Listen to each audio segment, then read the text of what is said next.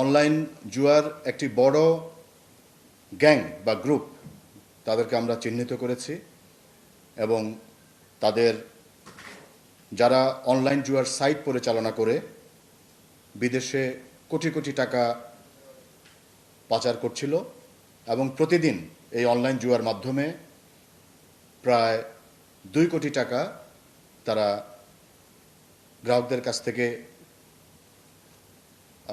ভিকটিমদের কাছ থেকে নিয়ে নিচ্ছিল এবং এর মধ্যে বেশিরভাগ টাকাই তারা হুন্ডি এবং ক্রিপ্টোর মাধ্যমে দেশের বাইরে পাচার করছিল। মূল হোতা সহ মোট 8 জনকে CID cyber police centre CPC গ্রেফতার করতে সক্ষম হই। গ্রেফতারকৃতরা দীর্ঘদিন ধরে বিভিন্ন আন্তর্জাতিক এবং দেশীয় অনলাইন জুয়ার প্ল্যাটফর্ম পরিচালনা করে আসছিল।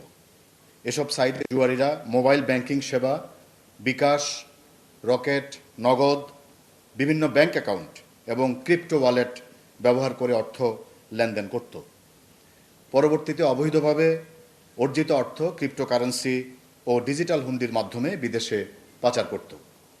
প্রাথমিক জিজ্ঞাসাবাদে গ্রেফতারকৃতরা জানিয়েছে, সাধারণ মানুষকে অনলাইন জুয়ার প্রতি প্রলোভিত করে তারা গত প্রায় 6 মাস ধরে প্রতিদিন 1,80,00,000 টাকা থেকে 2 কোটি টাকা পর্যন্ত অবৈধভাবে লেনদেন করত এবং এর বড় একটি অংশ বিদেশে পাচার করত ডিজিটাল হুন্ডি এবং ক্রিপ্টো ওয়ালেটে ট্রান্সফারের মাধ্যমে। এই মাসের 6 তারিখে আমরা সিআইডির একটি দল ময়মনসিংহ এবং কিশোরগঞ্জ জেলার বিভিন্ন এলাকায় অভিযান চালিয়ে এই চক্রের প্রথম 4 সদস্যকে গ্রেফতার করি।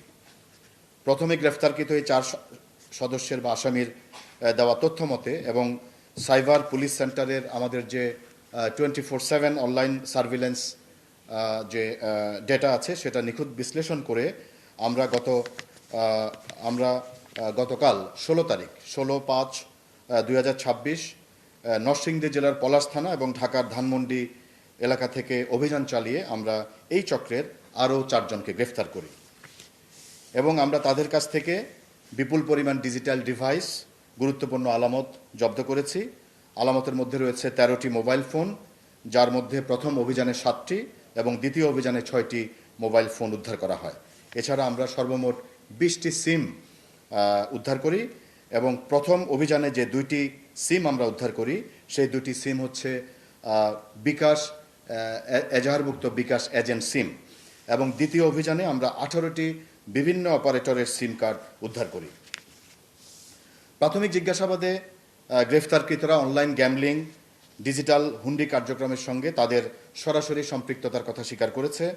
পাশাপাশি চক্রের একাধিক সদস্য স্বীকার করেছে যে বিগত 6 মাসের অধিক সময় ধরে এই সংঘবদ্ধ চক্রটি অনলাইন জুয়ার মাধ্যমে সাধারণ মানুষকে প্রলোভিত এবং প্রতারিত করে প্রতিদিন 1,80,00,000 টাকা থেকে 2 কোটি টাকা পর্যন্ত অবৈধভাবে সংগ্রহ করত এবং পরবর্তীতে এই টাকাটি তারা ডিজিটাল হুন্ডির মাধ্যমে এবং ক্রিপ্টোকারেন্সির ওয়ালেটে ট্রান্সফার করে বিদেশে পাচার করত।